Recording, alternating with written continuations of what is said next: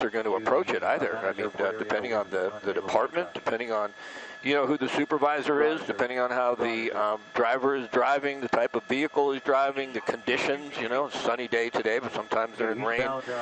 Depending on all those factors, so dynamic, it's really difficult to try and predict anything in a situation like this. Yeah, and it looks like ahead of him is a pretty busy intersection. We saw as it was zoomed out, it seems like there's a lot of cars there, but he is going pretty slowly here. That's the good news. But can you tell us a little bit more about the crashes that happened earlier this morning, now that we're going past the an hour since those crashes? So we've been trying to piece it together completely. We know at 7:20 this morning there was an accident at the corner of DeSoto and Lassen in Chatsworth, and that accident came back as a hit-and-run crash, and then the pursuit started. We don't know if the suspect may have been driving the vehicle in the initial accident and then stole this vehicle or not. We just haven't been able to really confirm that. That's when the pursuit started.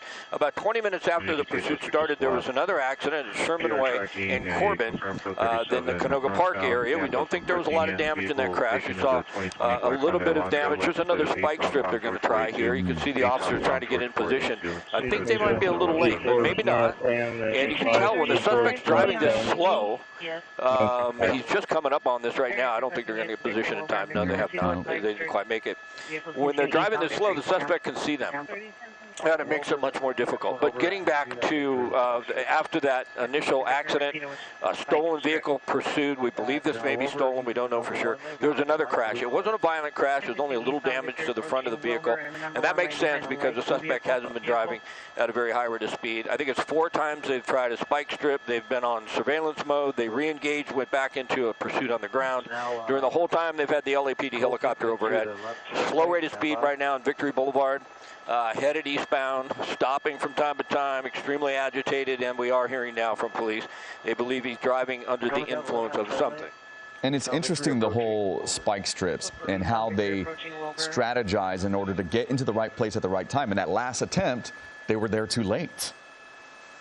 Yeah, it's not that easy depending on how fast he's driving and depending on, you know, where they're going to try and set it up. And like I mentioned before, you know, it's a little difficult to find a really good spot. Now, we're coming up on Wilbur, and I believe they're going to try another spike strip right now. But unfortunately, open up wide for a second, if you will. If he stays in that left turn lane, you see the patrol car there in the center of your screen, it's going to be real difficult for them to get into traffic and do the spike strip there without him seeing it. But you can see they're ready. Oh my now, God. what happened last time in a situation like this, he's in the left turn lane. The suspect is. You see him right there. You can't really see the officers yet.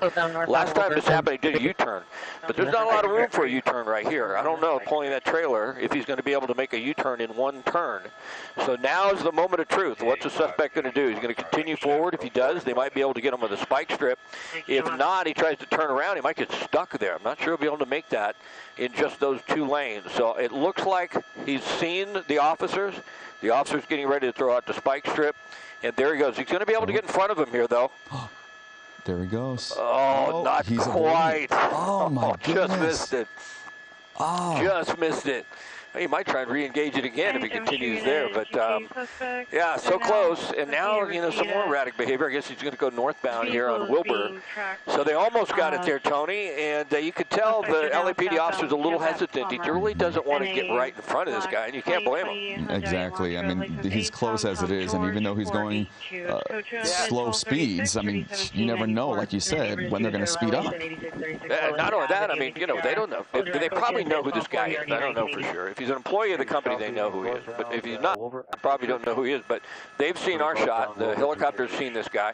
He's erratic, and there's no indication that he doesn't have a gun. I mean, we don't have any indication that he does have one, but he could have. And if you're the officer with a spike strip and you're running out in front of that vehicle, you could be shot at. I mean, that's a possibility. Stranger things have happened. So all of those things are in their mind. It's better if they know who the suspect is. You know, if they can just get some idea, identify the suspect, then they might have a little better gauge of what they're dealing with.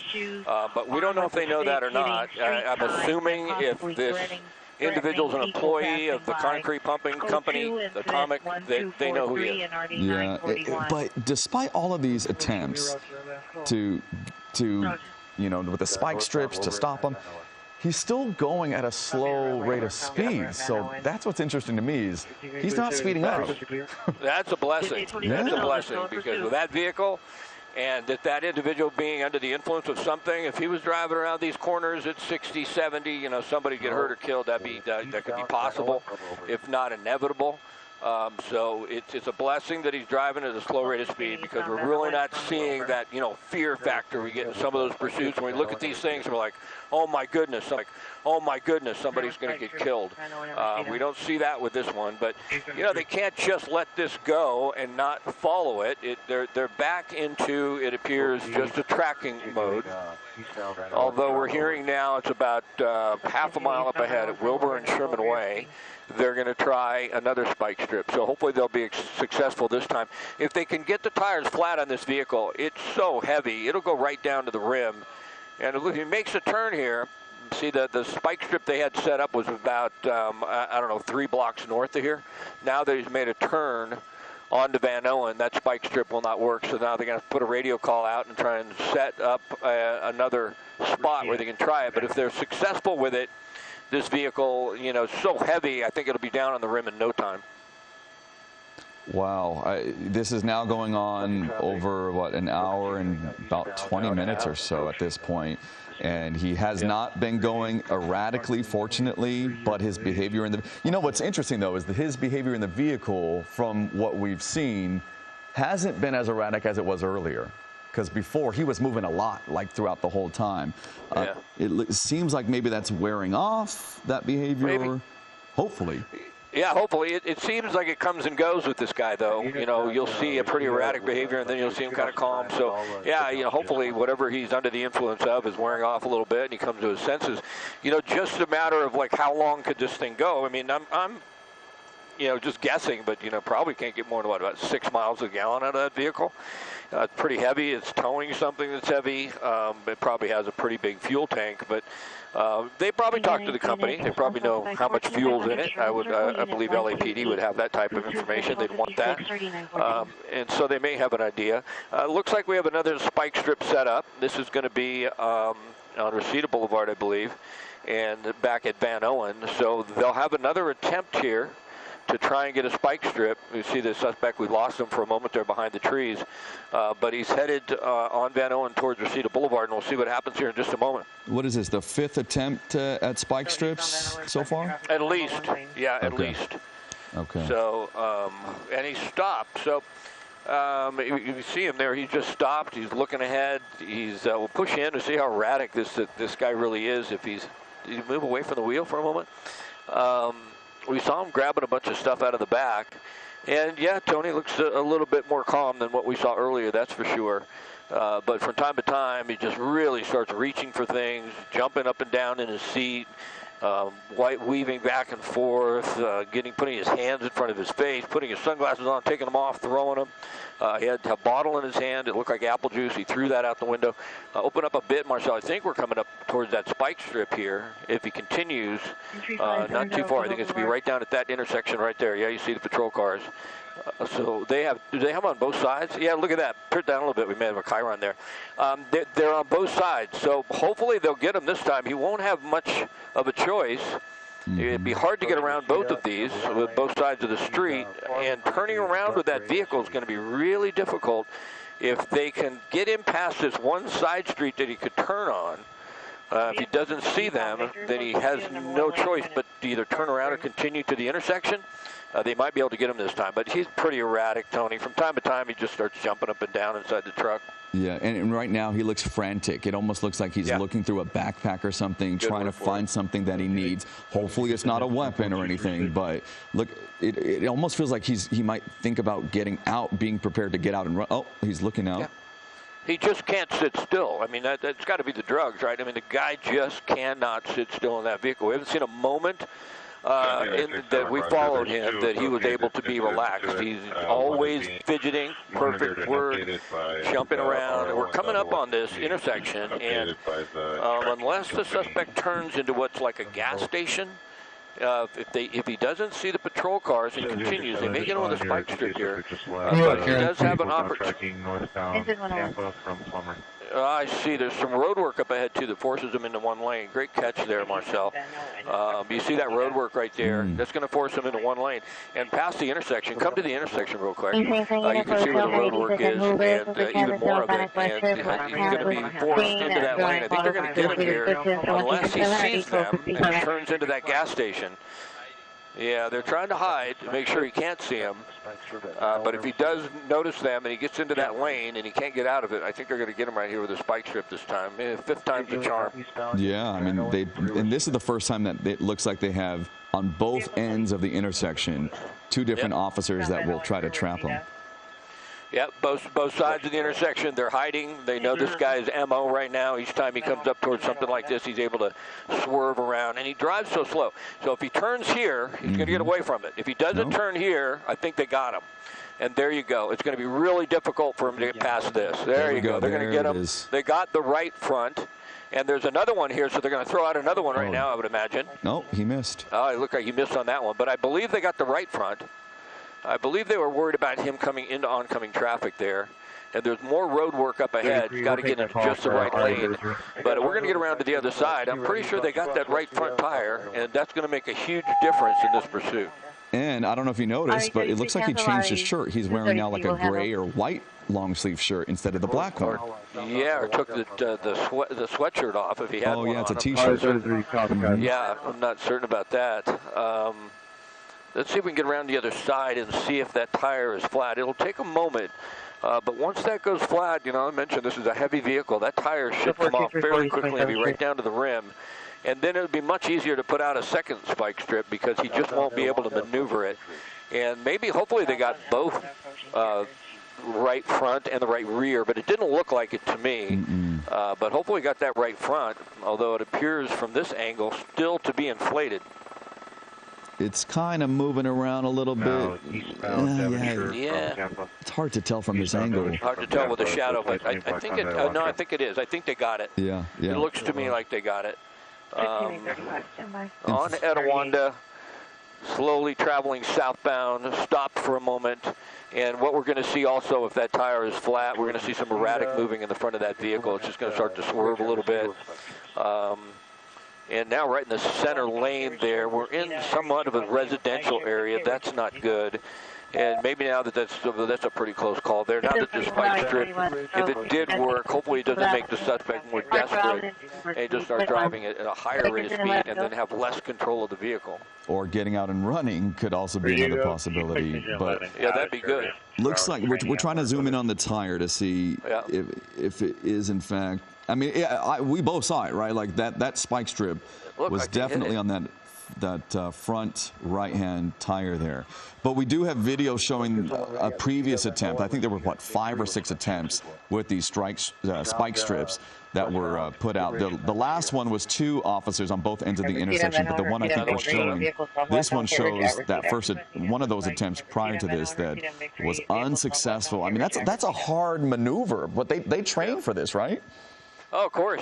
They're going to try another one here in a moment. I can't believe they missed the last one. It looks like they got him. Maybe it's just going to take a while for that tire to completely run down. Maybe it's a run flat or something, although you would think it'd be flat by now. They're going to try another one right now, and these are small little streets here in Kittredge. They may be able to get in front of them, force them into an area, and get the spike strip out once again. So I don't know if this was the intersection. I think they talked about this intersection, but I don't see them getting set up in time. If they are hiding around the corner, they might be able to get them. Yeah, they just didn't get there in time. We heard the call go out, and, fortunately, you push in. All the way in, is that tire flat? It looks like it. Yeah, it looks flat to me, Tony. It looks like they got it. Yeah. So it's going to make it much more difficult for the suspect to continue. That'll be down on the rim pretty soon, and then it'll be hard for him to control the vehicle. They'll try and do another spike strip. That'll also, sort of slow the vehicle, if you will, as far as how fast the suspect will be able to drive. He won't be able to drive as fast. He won't be able to control the vehicle as well, that's for sure, and they may be able to do another spike strip. But you can tell they got him. They're talking about doing more spike strips in some of these intersections. It's right down to the rim almost. He's going to lose control of the vehicle pretty soon. It's going to be real hard to maneuver that truck once it's right down to the rim. Yeah, I mean, I know. I've had a number of flat tires before, and just with a regular vehicle, it's hard to drive. But I can't imagine driving a big truck like that and then hauling a trailer right behind it. Yep. Yeah, and what really worries you, what's our speed here, Marcel? Because if he's getting desperate because it's flat, you know, we're 40 miles an hour, but into oncoming traffic, there's another spike strip they tried to put out. That's the same intersection we were at a moment ago. They got him. They got him. Oh, they got the rear this time. Oh. So that's a set of doubles. 2 tires back there. The spike strip got wrapped up in there, but that's good. So you're going to have all the tires on the right side of this vehicle flat. And the suspect, they want to get that spike strip out of there. You saw him running because they don't want to cause flats for other vehicles. But the suspect keeps going around in circles, Tony. I mean, we've been in the West Valley the whole time, but that's the second time he came back to the same intersection. Now not only is the right front flat, we should see the 2 tires on the right rear go flat here in a moment as well. Wow. So about, what, 7 attempts with those spike strips, and it looks like 2 were successful, 1 on the front right, and then the other on the rear tires there, and those are doubled up. So 3 tires, it looks like, went through that spike strip, but it seems like the vehicle is still going without losing too much control. No, it'll slowly go right down to the rim, though. It just takes time. You know, that tire's just going to come off. If you travel at a higher rate of speed, it'll come off quicker, obviously, with more friction, and sometimes they even catch on fire. We are hearing now they're not certain if that spike strip actually deployed, if it flipped over and got that rear tire. Okay. Well, Scott, we've got to take a quick break to get on TV with some news and weather really quick. We're going to be back on our stream with this. Lindley and Sherman Way. Correction, Reseda. Eastbound Sherman Way approaching Etiwanda. Close eastbound Sherman Way approaching Etiwanda.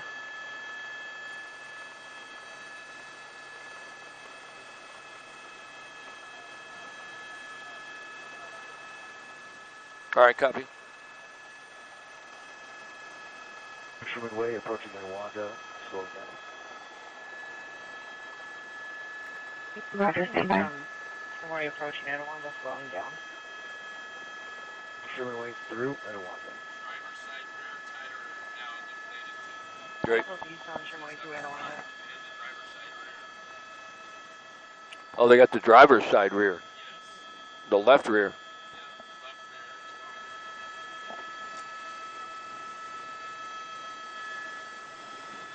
Delta 1, you can continue to about a mile east. We will be unavailable for traffic.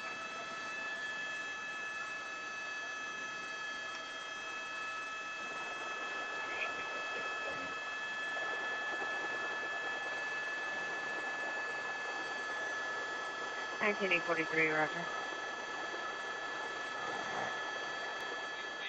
Yeah. North right, do we have any other units attempting spike strips? Copy. 11600 Honeywell Avenue. City Center traffic in a misdemeanor, CTN Golf, 7th Street and Boyle Avenue, CTN the Southeast Corner Highway. Those are vehicles of black and red semi-truck at the known Arizona plate with us or westbound on 7. It's code 2-1301 or 462. Hey, new unit go to 77. Woodman, suspect in custody. Southbound Lindley approaching Van Owen. Approaching Van Owen, southbound Lindley approaching Oh, want to put the curb there. Southbound Lindley through Van Owen. Still southbound Lindley through Van Owen. Yeah, we know we have a flat on the right front. They got the spike strip on the right front, and now we understand, according to LAPD, they believe it's the left rear that's going to go flat next. That the spike strip did deploy, and they're going to get the left rear to go flat. We don't see an indication of that yet, but it takes a moment or two. And if that becomes the case, it's going to be real difficult for the suspect to maintain control. But with one tire, tire down to the rim, the right front, and speeds at 50 miles an hour here on Lindley Avenue in Reseda, it's gotten pretty dangerous. You know, before he was traveling like 9 miles an hour, could see the left rear, we can push in tight. If that goes flat, stopped at Victory. rear, we can push in tight. If that goes flat like we think it's going to be really hard to control this vehicle. It'll be really hard to maintain speed.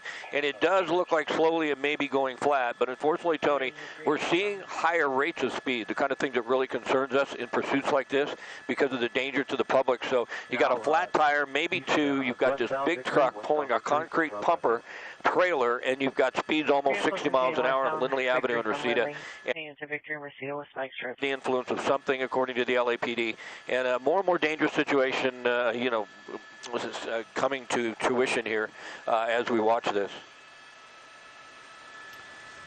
Wow, yeah, we've been watching this for almost an hour and a half at this point, and those spike strips, even despite those, he's still going, but still not going too fast, stopping at the lights, and fortunately avoiding any type of pedestrian or other vehicle.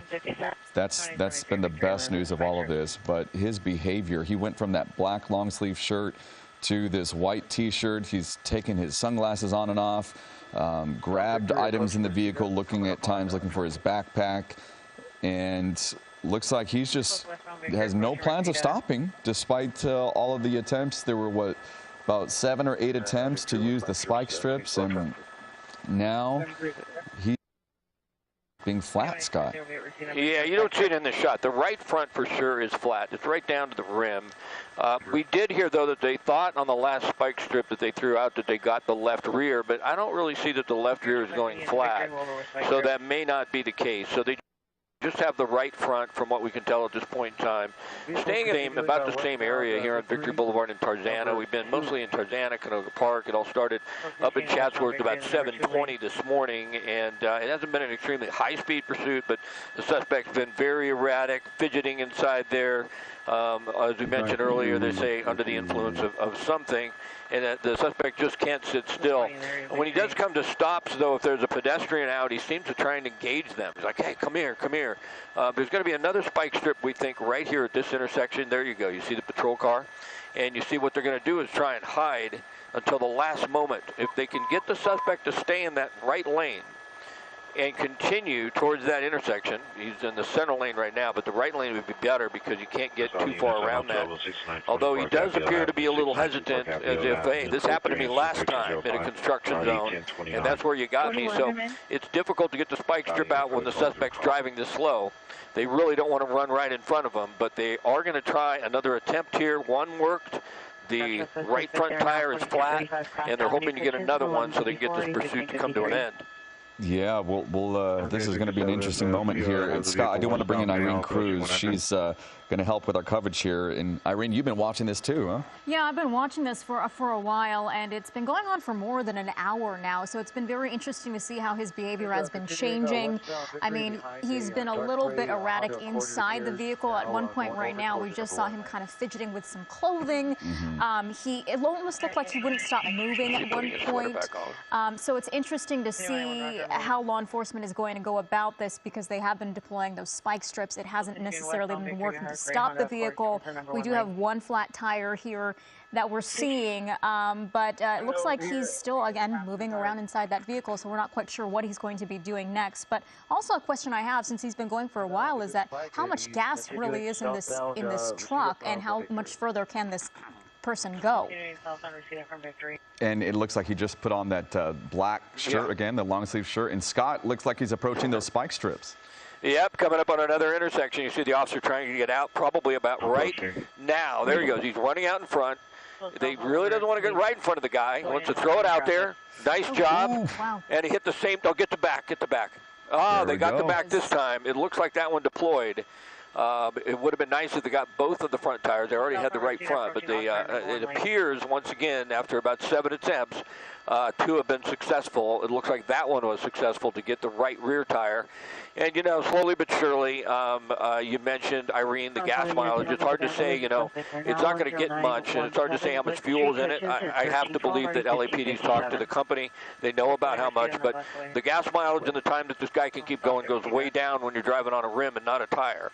So if they did get the right rear, Hopefully we can get this thing to come to an end without incident. There was one accident during the pursuit. We don't think it was a bad one. A little damage to the front of the truck.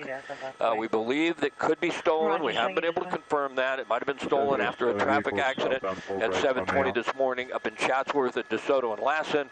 We heard that was a hit and run, and then we heard a stolen vehicle. We're just trying to put 2 and 2 together. And we're probably coming up with 5 because that's how it happens most of the time. But now we see the suspect just stopping and, oh boy, making a left turn in front of another vehicle, pushing them into oncoming traffic. And boy, that's what they don't want to see, right? I mean, it just gets dangerous. Fortunately, he's not traveling at a high rate of speed, but it's certainly erratic, this individual, and under the influence of something. And Scott, aside from the initial incident when this all happened, how much damage have we seen him cause to the roads, to other cars on any freeways or side streets? Well, he hasn't been on any freeways as far as we know. There's been one crash that was at Sherman Way and Corbin with this vehicle, not the original hit and run, which may have been with other vehicles. And I did not see that accident occur, but it doesn't appear to me that there's a lot of damage to the truck. You can see a little bit in the front, but you can tell he's having a hard time controlling the vehicle. It's going to get very difficult now that it gets down to the rim. And if the right rear goes as well, and it looks like that spike strip was going to get the right rear, then it's going to be really hard to maneuver this vehicle because the back will be dragging, and then you have the extra weight of that concrete pumper. And that thing weighs a lot. That's a big engine that pumps concrete. It's got to be a diesel engine with a lot of horsepower because concrete is heavy. You see those tubes in the back, or those tubing in the back of that truck, and the concrete gets pumped through that to get to the back of a house or get to an area where a cement truck can't get. And it's hard to tell yet if right rear is flat. Sometimes it takes a moment. But we believe, I mean, it looked like that last attempt got it. It's just so hard to tell in the shadow there if they got the right rear. And these have got to be thick tires. I mean, with all these attempts that we've seen, and the vehicle is still not really shaking as much as I thought it would. Right? Right. At one point, sometimes you see the rims already starting to spark, and it just seems like this vehicle is moving along. It's not really slowed down too much, despite all of the spike strip attempts that we've seen. Yeah, of the spike strips, we thought 3 of them hit. One definitely did, and then the last one, I thought for sure they got it. But, you know, the way that spike strip is, when they throw it out, it still has to be upright. If it flips over on its side, then it's not going to work. And then also the officer is very aware of the fact that he's got to get it out real quick because the patrol cars behind it or other vehicles they don't want running over that spike strip. So it's just not easy in any case. We're not hearing about another one set up. I think they believed that they got the right rear. That's what we heard. They believe it was successful, and it may just take a little more time for that to go flat. But we don't see any indication right now that they did get it. We don't see it going flat. And, you know, driving at this slow a pace, they're not going to ruin the rim. You know, I've seen some pursuits in the past. If the suspect drives at a high rate of speed, that rim will just disintegrate. It'll just go right down to the axle, and then the vehicle can't move at all.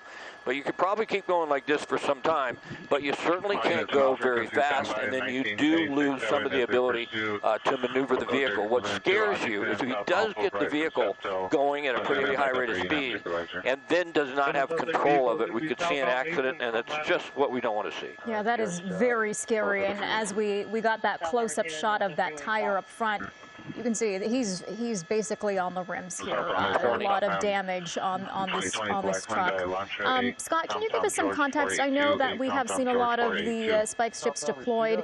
Can you give us some context on why maybe the pit maneuvers haven't quite been an option through this chase? Yeah, it's because of the vehicle and the trailer that it's pulling. Even if it was just that truck, they wouldn't use a pit maneuver. The patrol cars behind it just don't have enough weight, just the truck. Just not taking into account the trailer itself, and so they probably wouldn't do a pit maneuver on this vehicle regardless. It's just too heavy, it's too low to the ground, center of gravity is low. But with that trailer behind it, you just can't do a pit maneuver. You can see what would happen. The trailer would flip and spin, and if that comes unhitched from the truck, and then hits another vehicle. We just have so much traffic here. It just wouldn't be safe for the surrounding people, for the pedestrians, for the other motorists. So it appears to me, and I'm no expert at this, but it appears to me the pit maneuver is not an option in this one.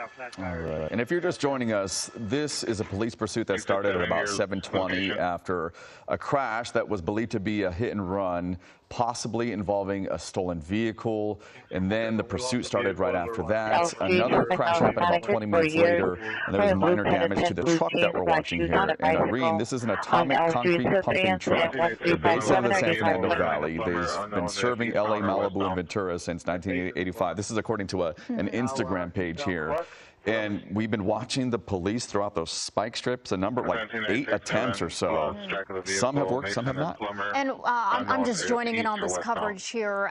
We haven't really found out too many details about who this driver is, despite knowing some information about the truck itself. Is that correct? Yeah, and we've seen him in a black long sleeve shirt, and then he have somehow changed or taken that shirt off and had a white t-shirt, maybe it was an undershirt, then back to the black long sleeve shirt. So we're not sure and we didn't see any graphics on these shirts, so we can't assume that he was part of the workforce.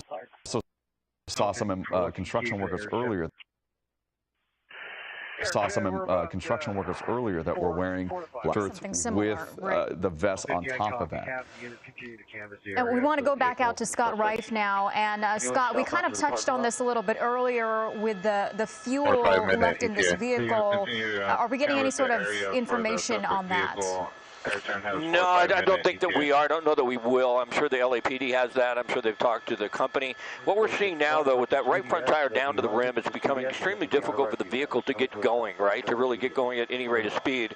Once it gets going in speed, it can pick up more and more speed, but the initial start right off the stop there is very difficult. Also seeing the suspect engaging anyone who will engage him. See that individual there? He has no idea what's going on, but the suspect wants to talk to everybody. Every time he stops and he sees someone, he tries to engage him. You know, there may be some mental health issues as well in this situation. You see that sometimes that individuals on the street, they just want to talk, they just want to get it out. We do know they believe he's under the influence of something. Can you pull out? Is this the same intersection we were in before? I'm trying to get an idea. No, I thought it might have been in the same parking lot we were at before, but now, you know, in this parking lot, LAPD cruisers are right behind off to the left. They may do another spike strip here. They're going to be very aware of the fact that you have people walking around, so they're going to take it easy. But the suspect is starting to lose control of that vehicle a little bit. It's very hard to make the turns. The tire is almost completely gone. And once you get down to the rim, it'll get more and more difficult to control. Oh my goodness. And this is a Vaughn's parking lot. There's also a CVS there. And that's got to be, you know, for people that don't know what's going on, right? There's people shopping, there's people just doing their everyday routine. And this guy has been just driving, unfortunately not erratically for the most part. But this is going to be tough, Tony, because if he's going to make a turn here, he's going to have to go through traffic. Open up a little bit. If he's going to make the right turn that he's trying to make, he's going to have to go through that traffic. And the vehicle just doesn't start that quickly. So we'll see if we get a break in traffic enough for him to make that maneuver and pull out in front of traffic and then get into the lane that he wants to get into to go basically would be northbound here. But you can tell it becomes a lot more difficult to drive this vehicle now that the right front is flat. It's unfortunate the left front or the left rear didn't hit. We thought it had, but it doesn't appear that spike strip worked. So I think they've done 7, and they were successful with 1. But certainly they're getting the profits from that now because it's becoming more difficult for the suspect to continue. It looks like. Yeah, this could be a very potentially dangerous next few minutes here, depending on what this driver decides to do. We are seeing him trying to make a right turn, or actually it could be either right or left turn if they're wanting to risk crossing traffic. But we don't know what he's going to do. As Scott has been mentioning, it's becoming increasingly more difficult to maneuver this truck with those tires damaged, but we haven't seen him try to leave the truck at any point so far. So it looks like he's trying to make that right turn very slowly with that break in traffic so far. Ooh, okay. It's open up a minute, Marcel. I just want to see where the patrol cars are. You saw the LAPD helicopter just fly through. And you see there the patrol cars in a line with 5 of them or so following slowly behind. So they haven't gone, you know, completely to tracking mode like we'd seen before. This is like a partial tracking mode, right?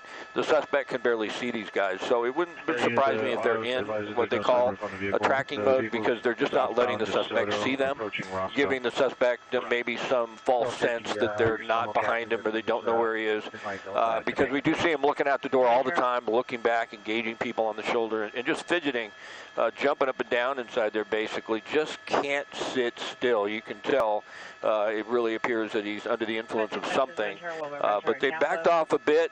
Maybe they're content right now with him being just on the rim.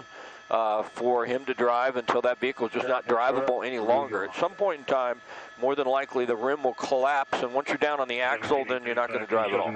And earlier, Scott, we saw him kind of fidgeting with something inside the cab of that truck. Did we have any indication of what he might have inside the vehicle? No, we really don't. We haven't got any information from the LAPD either. You know, obviously they've got a very good look. It looks like, you know, it wasn't hot enough for him, so he put his sweatshirt back on.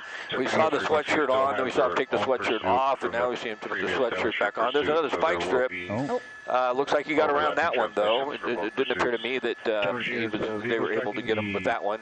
But, you know, when he stays in one certain area, then it's easier to set out these spike strips, right? Because there's, you know, probably 30 or 40 patrol cars all aware this is going on, all in the same area.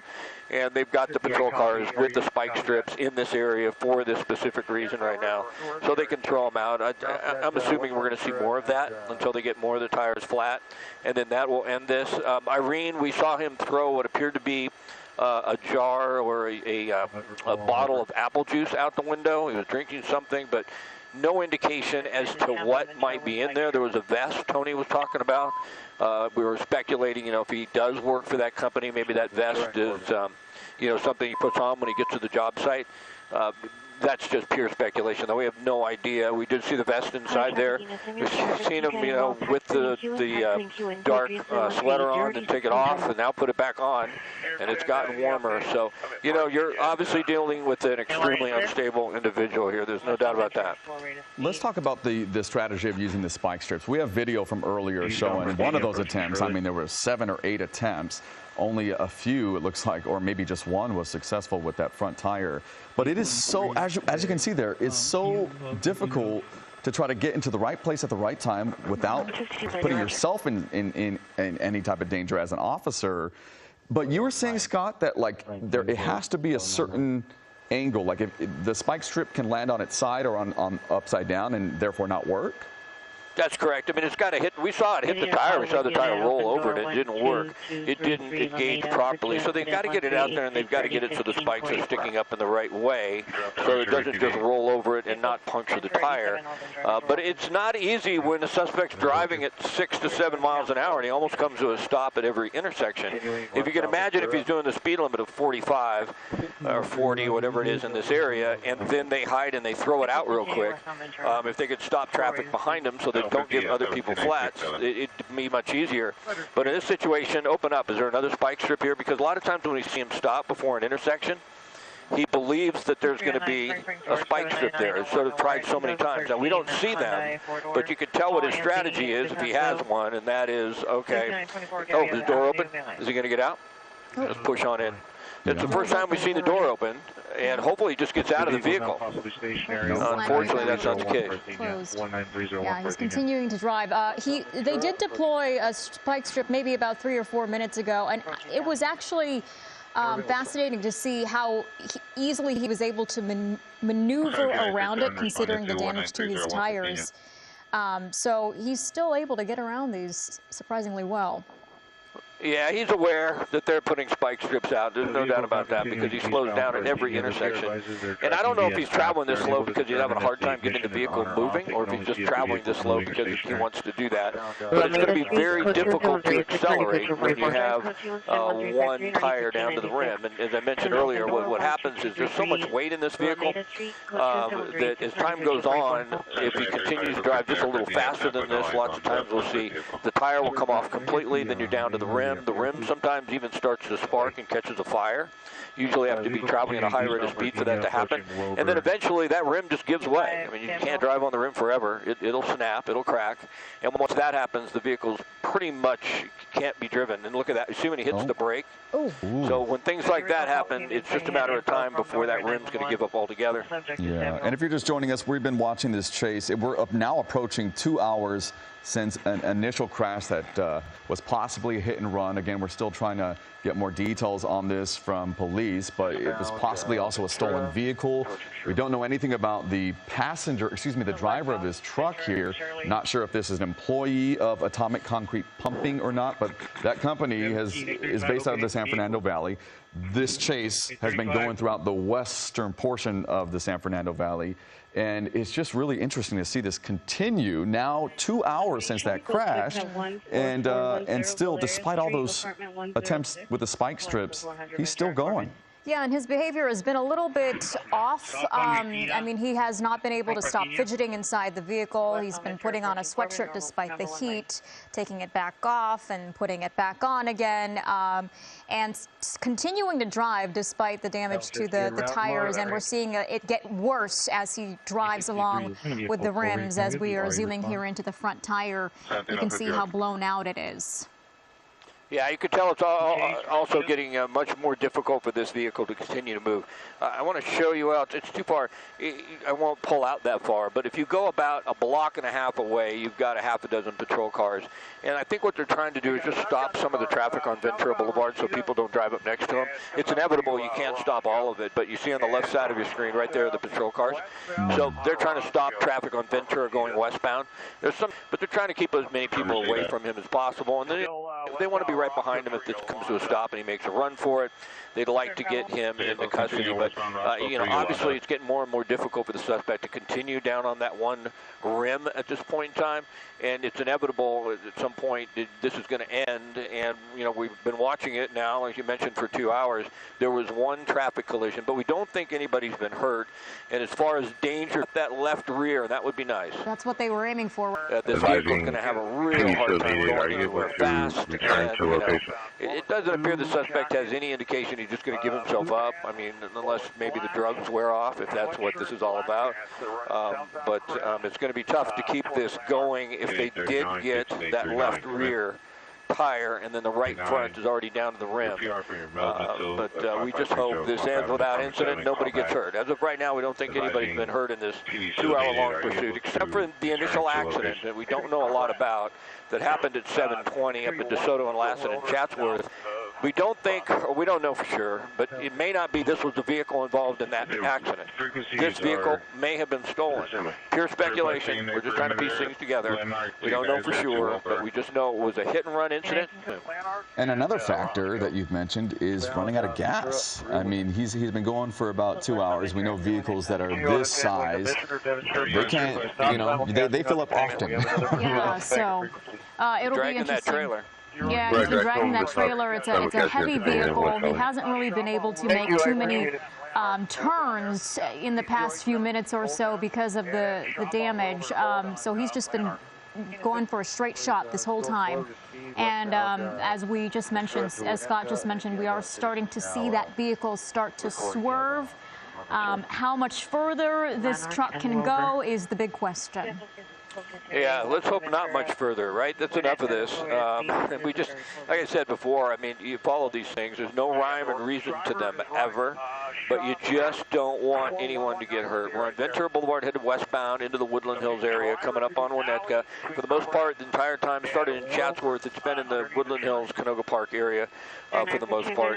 And making a left turn here, I think what we're going to see is just going to be extremely difficult to maneuver and to control that truck if we do have the left rear flat. We haven't been able to get to that side and confirm it yet. We're working on that, but there's a lot of other aircrafts up here in the LAPD, and we have to have separation. So sometimes we can't get exactly where we want to get, but you can tell by the way it's sliding there. You see it's kind of sliding? I'm pretty sure that left rear tire is right down to the rim as well. So I really have a feeling they're going to be able to stop this soon, or this vehicle is just not going to be able to continue. And it's really weird how he engages individuals. When he gets next to an individual, he engages, tries to talk to them.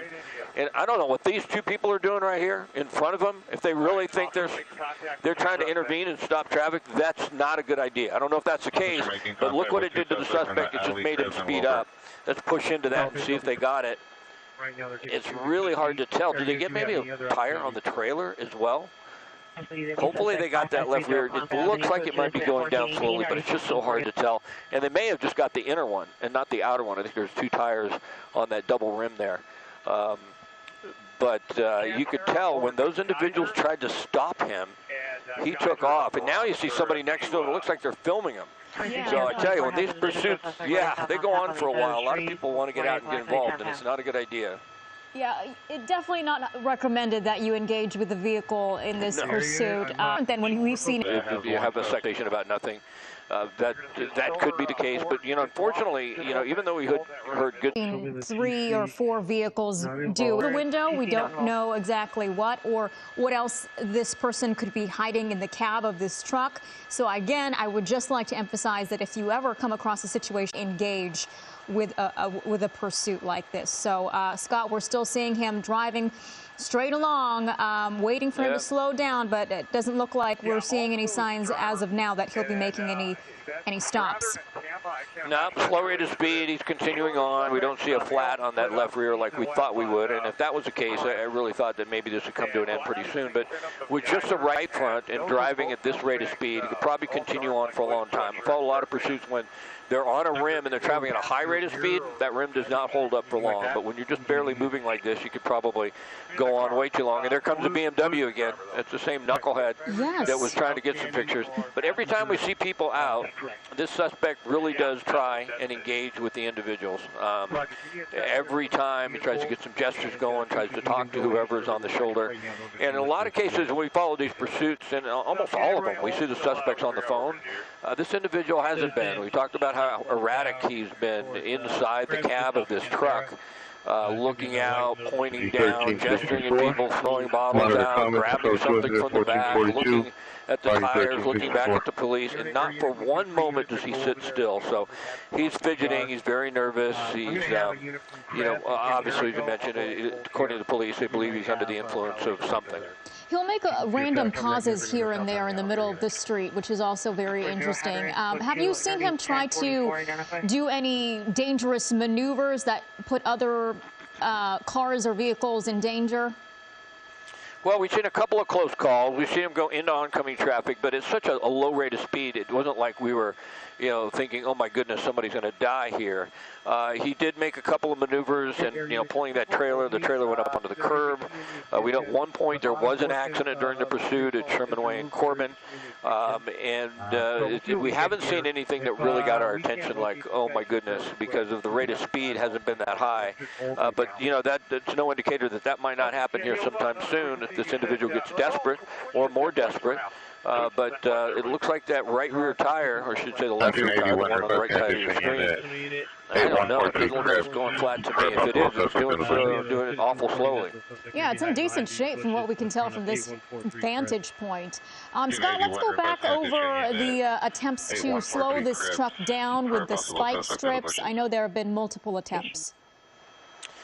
Yeah, they initially tried several times on Topanga Canyon Boulevard. Those were all unsuccessful. At this point in time, we only believe of the 7 or 8 that they tried, one was successful. And it's not easy for them to deploy it in some situations.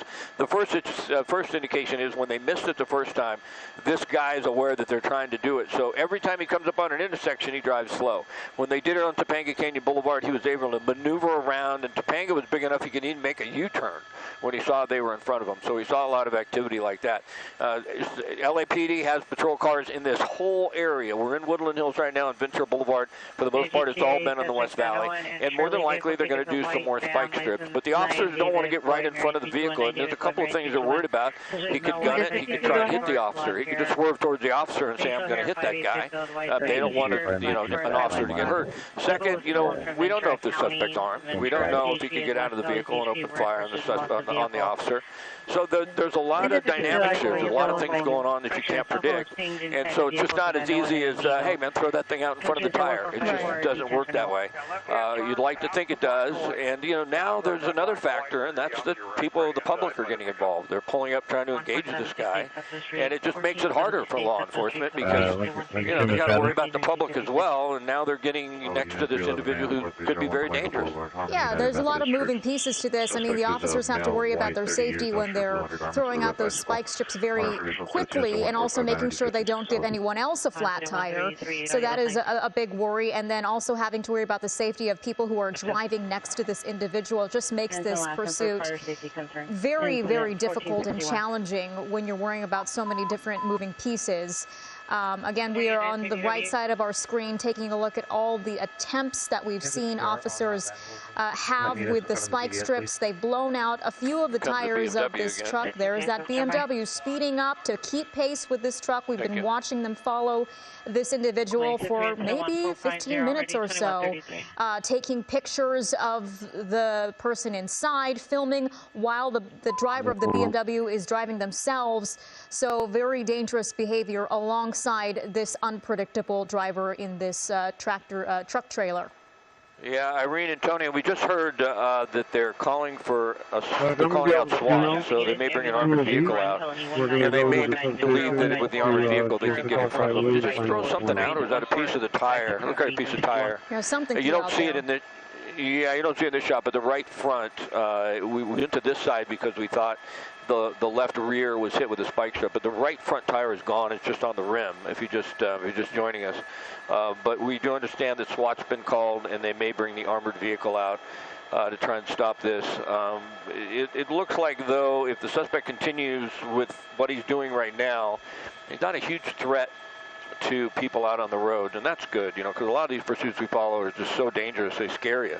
Yeah, they can be very unpredictable and terrifying for a lot of the drivers out on the road. But we just saw him maybe a minute ago, throw out a hand to make sure that one of the cars coming straight at him did not make contact with his vehicle. So he is very coherent for a driver, I would say, at this point in time. He seems to be very understanding of what's going on. He's making stops at traffic lights and making sure that he doesn't damage or make contact with any other vehicles. So he knows what he's doing, despite the possibility of alcohol and drugs being a factor. Oh, door's open. Hopefully he gets out here. We've seen that a couple of times. Yeah. That's the second time, Irene, we've seen him open the door. This continue on. He's just so erratic. There's no way of knowing what's going on inside this guy's head, what he may or may not do.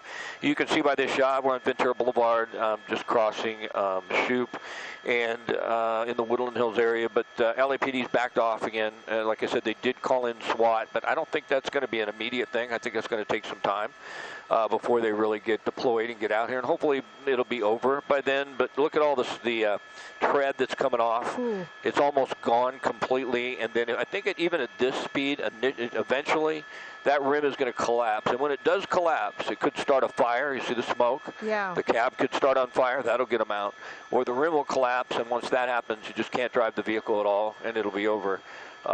So it is the left rear almost a little flat? It almost appears, the right rear right there, is that one almost a little flat? It almost appears that it is, but it didn't go completely down to the rim. But, hopefully this will just be over soon. We're still on Ventura Boulevard, slowly headed westbound through the Woodland Hills area. Yeah, that front right tire is going to determine how long this pursuit lasts. It seems like he's still moving at a relatively decent speed. He hasn't slowed down tremendously. Speed driver? Yeah, he's still moving along here, Scott. I'm curious to know what his thought process is. He's been opening the door at some points and then closing it abruptly. It almost seemed like he was thinking about running out, but stopped and changed his mind a few times. We just don't know at this point in time, but it looks like he's coming to another one of his random pauses, and he's fidgeting inside the vehicle once again. Yeah, well, fortunately, he stops at the red lights, so, he doesn't want to kill himself. And now you have the patrol cars right behind him, so, it's been really interesting to watch this pursuit as far as what the police strategy is. 1 minute they're tracking mode, the next minute they're right behind him, the next minute every intersection they're trying to get a spike strip out. Now they're calling out SWAT. Of course, the helicopter's overhead. If he gets low on fuel, they'll call in another one, so they'll definitely keep the helicopter on this individual. Stopping at red lights, and then it's difficult for the vehicle to get going. There's a lot of drag when you don't have a right front tire. So the initial startup of the vehicle. And Marcel, it looks to me like that one's getting a little flat on the right rear as well. So it looks to me, I don't know if to you guys or it's just a shadow, but it appears to me that's getting flat. And if that happens, then it's going to be really difficult for the vehicle to move at all, okay? Because it's a rear-wheel drive truck. And if you get that rear tire down to the rim and the front tire down to the rim, it's going to be hard to get up any type of speed. It's also going to be hard to control the vehicle. And we're not seeing a very high rate of speed at all anymore, and that may be one of the reasons. Yeah, and earlier we were seeing him kind of maneuver through a parking lot, making some turns. That was difficult enough for him, and that was when the tires were in relatively decent condition. But now it's getting worse and worse as the minutes progress. He's starting to run over things like cones, and not really stopping still. But it seems like he's losing control slightly. Yeah, slowly but surely, it's going to be more and more difficult to drive this vehicle, and it's encouraging that the right rear is going flat as well. That's really going to make it more difficult. Open up for a moment, Marcel. I can't see. Are they still right behind him? Yeah, they're pretty much following right behind. I don't see a spike strip up ahead, another one, but we could get one. And fortunately, there's not a lot of volume right here on Ventura Boulevard headed westbound. There's been a lot of construction on this, so I think a lot of folks avoid it. Not only that, Ventura Boulevard, at some point ends once you hit Valley Circle. And then that'll be, you could get on the freeway at this point in time, but it'd be a surprise, I think, if the suspect did that. But, you never know. You can't get into the mind of these individuals at all. You can't even guess them. And every time you try and guess what they might do, in my experience, you're going to be wrong. But it's good that it's going slow. It's good that they made progress with getting more of the tires flat. And it's good that we don't see really any danger to the public. And as far as we know, no one's been hurt. So that's good as far as pursuits go as well. Push into that tire, Marcel. It looks like it's almost all the way down now onto the rim. So, yeah, it's just a matter of time at this point in time, or a matter of time before this is over. I don't think he's going to be able to continue. Once that goes down to the rim, really going to be difficult to control this truck. Oh, yeah, the tire's really starting to go here on the back right there, but the front right is completely gone, just down to the rim. It looks like law enforcement is following a little bit closer than they were a few minutes ago. Scott, in the pursuits that you've covered in the past, is there any sort of pattern as to when law enforcement seems to follow very closely or seems to push back from the vehicle? Yeah, it's hard to say. I mean, it depends on so many factors, depending on how they cover it. It depends on the agency. It depends on the supervisor who's telling the officers exactly how they're going to proceed. We're seeing them speed up a little bit, and we're going to end up at Valley Circle here in a moment.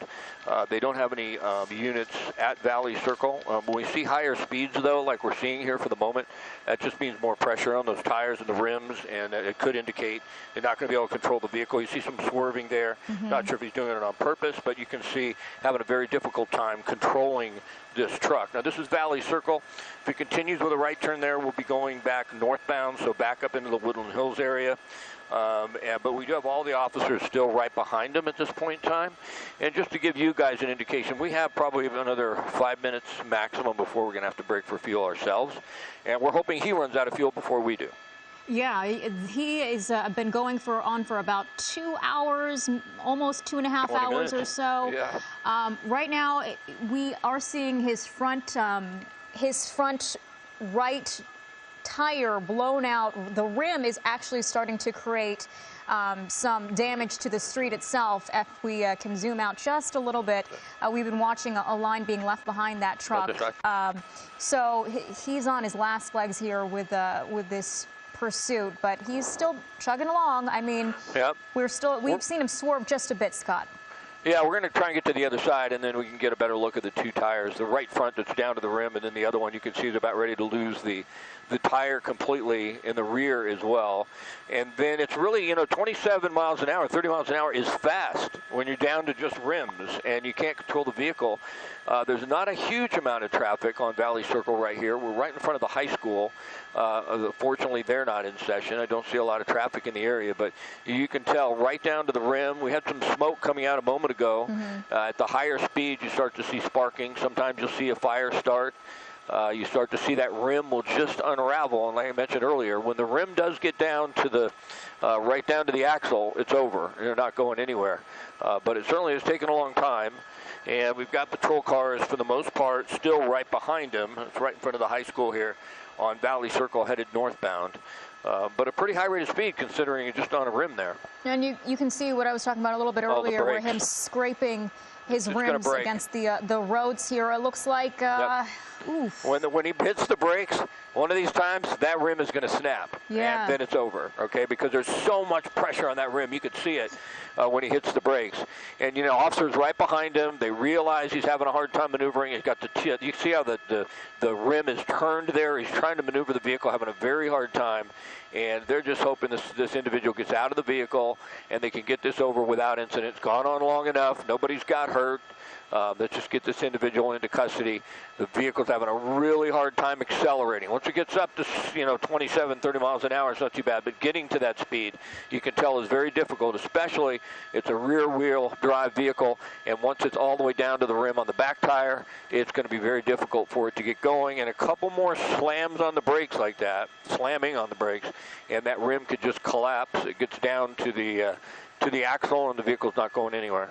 Yeah, this is getting close. You can tell because law enforcement on that last stop opened their doors. It looked like they were anticipating whatever actions he may have next, whether getting out of this truck and making a run for it or surrendering.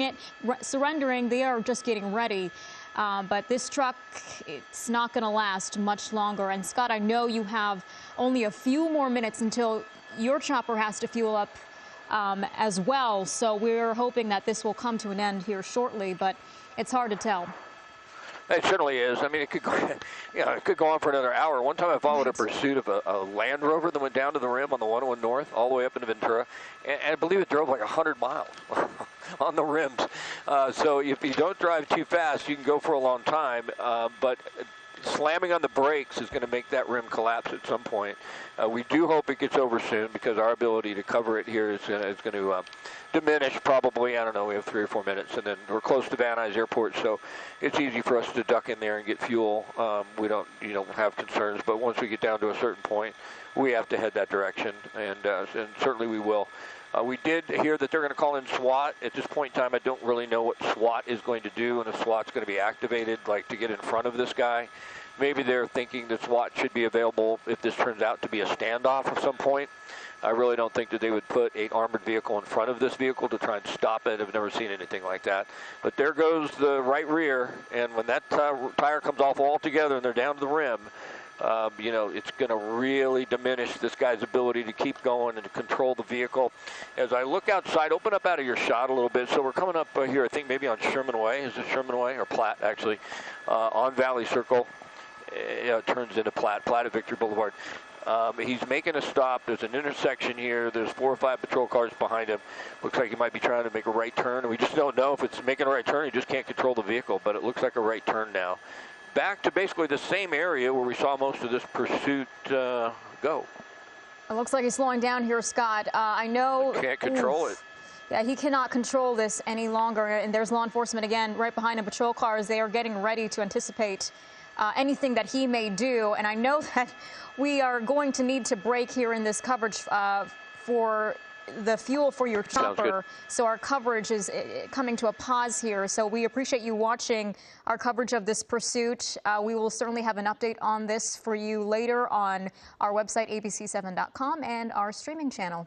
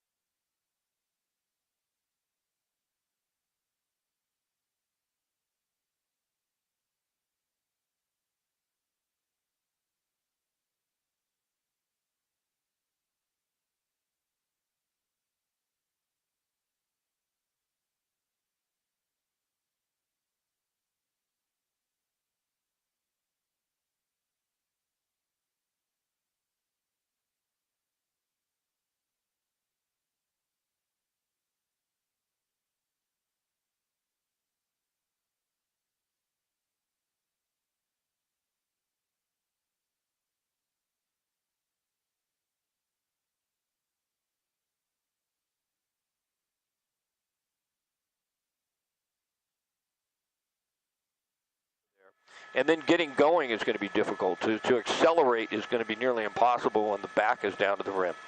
So a lot of factors going on here. Go ahead.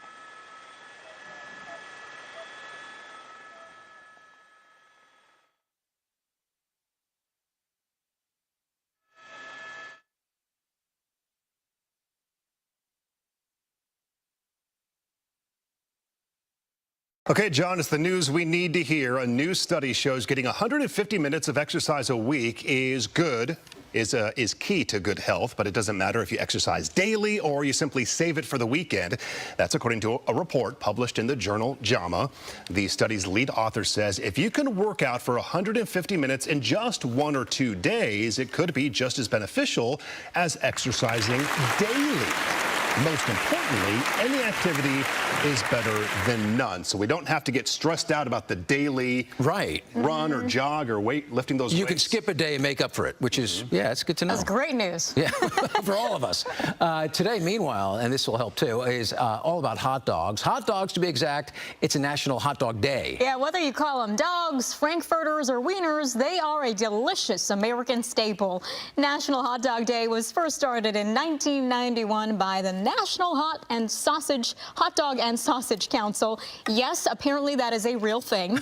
If you're looking for a good hot dog, everyone knows Dodger dogs reign supreme. And nobody knows that better than Marco Robles. Look at this, as he savors every bite. Look at him go. He's salivating. Look at that guy. He's out of control. Oh, my gosh. But look, I do not spill anything, and nothing goes to waste. Nothing. Ketchup, mustard, relish, onions. Gotta be grilled. You gotta get some cuts in there. Uh-huh. That's a face of bliss. And no mustard.